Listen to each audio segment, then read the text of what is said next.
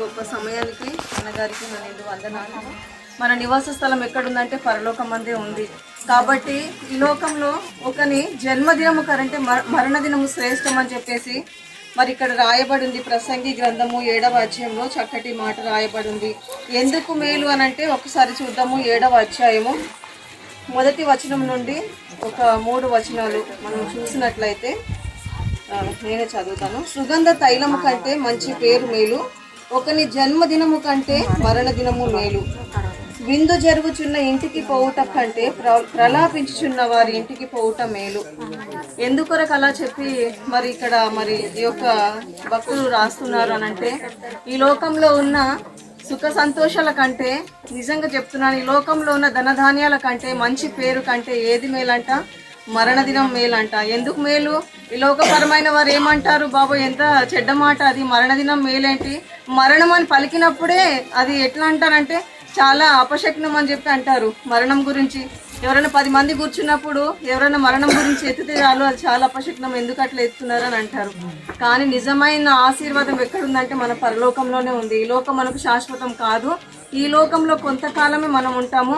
అన్నగారు చెప్పినట్టుగా ఎవరైతే దేవుణ్ణి నమ్మి, ఎవరైతే సువార్తను నమ్మి విశ్వసించి మరి ఆ సువార్త విని మన హృదయంలో ఫలించి వాక్యానుసారంగా మనం జీవించినట్లయితే మనం ఎక్కడికి వెళ్తామంట? పరలోకానికి వెళ్తామంట. హల్లెలూయా. ఈ లోకంలో కొంతకాలమే, ఇందాక అన్న చెప్పినట్టు మనకు ఆయుష్ ఎంత కాలము? 70 సంవత్సరాలంట. అధిక బలము ఉంటే 80 సంవత్సరాలంట. అయినను అది ఎట్లా? దుఃఖము ఆయాసకరమే. హల్లెలూయా. కాబట్టి ఆ బ్రతికి ఉన్న కొన్ని రోజులు 60 సంవత్సరాలు దాటినాయి. ఇప్పుడు అంతెందుకు 40 సంవత్సరాలు దాటినాయి అంటేనే చాలా వీక్ అయిపోతున్నారు మనుషులు. చాలా బలహీనతలు వస్తున్నాయి. అప్పుడున్న వాళ్ళకంటే మేము చాలా బలహీనంగా అనిపిస్తూ ఉంటుంది నాకైతే. అసలు నిజంగా చెప్పాలంటే ఈ రోజు తింటున్న తిండి వేరు, ఆ రోజున్న ఫుడ్ వేరు. కాబట్టి ఈ రోజు 80 సంవత్సరాలు అది అసలు బ్రతికి ఉన్నారంటే చాలా గ్రేట్ అనుకోవాలి. కాబట్టి అది చాలా ఆయాసకరము, దుఃఖము. మనం ఆ బ్రతుకు దినములన్నీ మనం ఏం చేయాలంట? ప్రభువును సేవిస్తూ, ప్రభువును ఆరాధిస్తూ, ప్రభు యొక్క వాక్యంలో, ప్రభు యొక్క బోధలో మనము సేవకులు చెప్పినట్టుగా మనం నడుచుకున్నట్లయితే మందిరం ఎంత చక్కగా మీకు ఇక్కడ ఉంది, చక్కగా మీరు ఆరాధన చేస్తున్నారు, చక్కగా పాటలు పాడుతున్నారు, ప్రతిరోజు వాక్యం విని వాక్యానుసారంగా జీవించినట్లయితే ఈ లోకంలో మనకు ఒక నిరీక్షణ ఏముందనంటే మనకు శాశ్వతమైన లోకం పరలోకం. అక్కడ ఏముంటుందంట? నిత్య సంతోషం ఉంటుంది. అక్కడ ఏముంటుంది? నిత్య ఆరాధన ఉంటుంది. ప్రభువును ఆరాధిస్తూ, ప్రభువును సేవిస్తూ సంతోషంగా జీవిస్తూ ఉంటారు. కాబట్టి అది మనకు ఆ లోక రాజ్యం కొరకు మనం ఏం చేయాలంటే సిద్ధపడాలంట. అది సిద్ధపడాలంటే మనం అవుట్ ఆఫ్ వెళ్ళాలంటే, ఫారెన్ కంట్రీకి వెళ్ళాలంటే ఇక్కడ వీసా మనం సిద్ధపరచుకోవాలి. వీసా ఇక్కడ అన్ని పాస్పోర్ట్లు రెడీ చేసుకుంటే మనము ఫారెన్కి వెళ్ళగలుగుతాం. కాబట్టి ఈ లోకంలో మనం జీవించినంత కాలము ఇక్కడ మన వీసా ఏంటి అని అంటే, ఇక్కడ మన పాస్పోర్ట్ ఏంటంటే దేవుని యొక్క వాక్యంలో, ప్రార్థనలో, సహవాసంలో మనం జీవించినప్పుడు పరలోక రాజ్యం మనము వెళ్ళగలుగుతాం. కాబట్టి ఇందాక దైవ సేవకులు చెప్పినట్టుగా అధిక బలం ఉంటే 80 సంవత్సరాలు అంటున్నారు. అయినను ఆయాసమే. కాబట్టి ఈ ఆయాసకరమైన లోకంలో మనం జీవిస్తూ ఆయాసకరమైన మార్గంలో మనం శాశ్వతంగా ఉండలేము. కానీ పరలోక రాజ్యం కొరకు మనల్ని మనం సిద్ధపరచుకుంటూ అనేకుల్ని సిద్ధపరిచే వారిగా మనం ఉండాలని దేవుని యొక్క మాటలు మరి ఇక్కడ రాయబడి ఉన్నవి. కాబట్టి మంచి పేరు. కాబట్టి ఈరోజు జన్మదినం కంటే మరణదినము చాలా మేలు. ఈ లోకంలో మంచి పేరు సంపాదించడం కంటే పరలోక రాజ్యం సంపాదించడము ఎంతో శ్రేష్టం. కాబట్టి ఈ లోకంలో బ్రతికినంత కాలము ఒకరినొకరు ప్రేమించుకుంటూ దేవుని యొక్క ప్రేమను చూపిస్తూ పరలోక రాజ్యానికి మనం సిద్ధపరిచే, ఇతరులను సిద్ధపరిచే వారిగా ఉండాలని దేవుని యొక్క చిత్తమై ఉంది. కాబట్టి ఆయన చిత్తాన్ని మనం అనుసరించే వారిగా మనం జీవించాలని కొద్ది మాటలు ఇక్కడ దేవుడు సెలవిస్తూ ఉన్నారు. కాబట్టి మరి చిన్నమ్మ, నేను చిన్ననాటి నుండి ఇక్కడికి వచ్చినప్పుడు చాలా ప్రేమతో, ఆప్యాయత మమ్మల్ని పిలిచి చక్కగా మాట్లాడేవారు. చూడగానే అనిపిస్తూ ఉంది తరం గతిస్తూ ఉంది. నిజమే కదా, ఒక్కొక్క తరం గతిస్తూ పరలోక రాజ్యంలో వారు సిద్ధమవుతూ ఉన్నారు దేవుని రాజ్యం కొరకు. కాబట్టి మనల్ని కూడా ఏమంటున్నాడు దేవుడు? సిద్ధపడి దేవుని రాజ్యం కొరకు మీరు సిద్ధపడి అనేకులు సిద్ధపరచమని దేవుడు సెలవిస్తున్నారు. కాబట్టి పరలోక రాజ్యం కొరకు మనం అందరము అనేకులు సిద్ధపరుస్తూ, మనం సిద్ధపడుతూ దేవునిలో కొనసాగాలని దేవుడి కొద్ది మాటలు సెలవిస్తున్నాడు. ఈ కొద్ది మాటలు దేవుడు దీవించునుగాక. మీ అందరికీ నిండు వందనాలు, సేవకులకు కూడా నిండు వందనాలు. చక్కని కొన్ని మాటలు అందించినటువంటి సిస్టర్ సుష్లమ్మ గారికి సంఘపక్షంగా, మా పక్షంగా వందనాలు తెలియపరుస్తున్నాను. దేవుడు మిమ్మల్ని, మీ కుటుంబాన్ని, మీ సేవపరచని ఇంకా అభివృద్ధిపరచను కాక.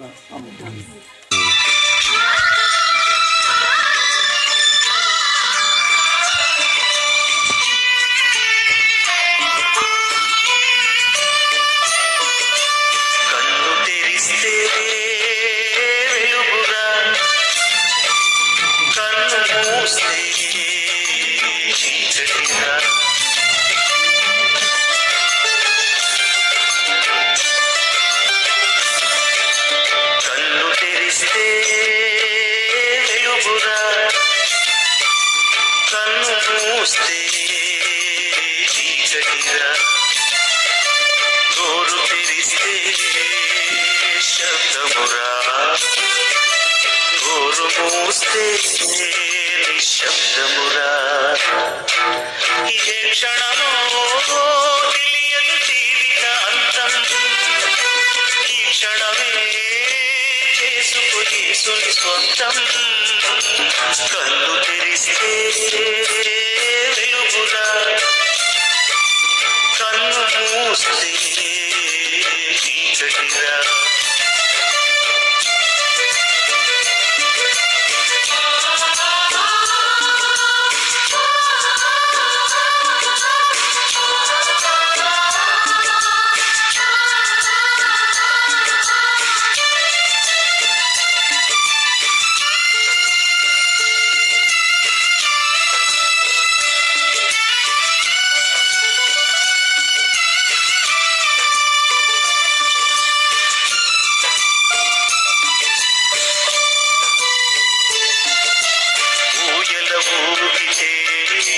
సోల పాటరా, ఊయలాగితే ఏడుపు పాటరా,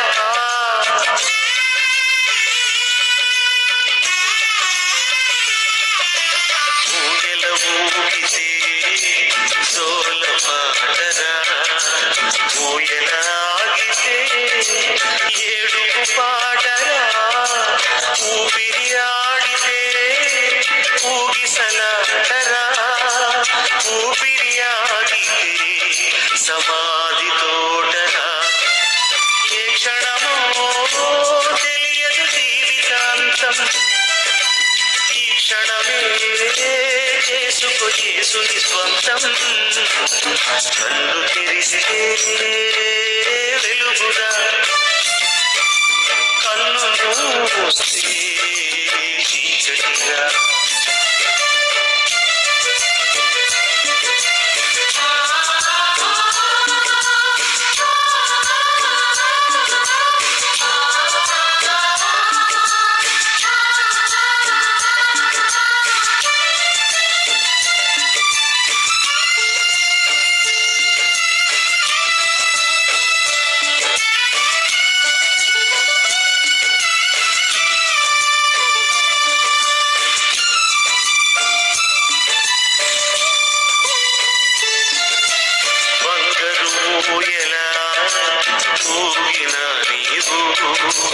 భుజములపై నిన్ను మోయక తప్పదురా,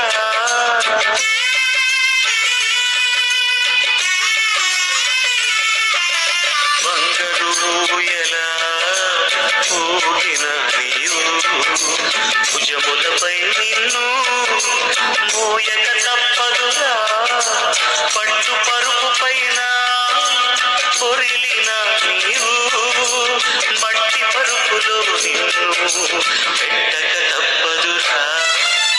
ఏ క్షణమో తెలియదు జీవిత అంతం, ఈ క్షణమే చేసుకో యేసుని స్వంతం. కళ్ళు తెరిస్తే వెలుగురా, కన్ను మూస్తే చీకటిరా.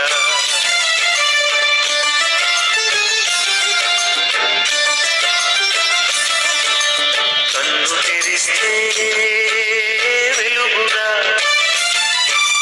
కన్ను మూస్తే చీకటిరా, నోరు తెరిస్తే శబ్దమురా, నోరు మూస్తే నిశ్శబ్దమురా. ఏ క్షణమో తెలియదు జీవితాంతం, ఈ క్షణమే చేసుకో యేసుని స్వంతం. కన్ను తెరిస్తే వెలుగురా, కన్ను మూస్తే చీకటిరా. కన్ను తెరిస్తే వెలుగురా, కన్ను మూస్తే చీకటిరా.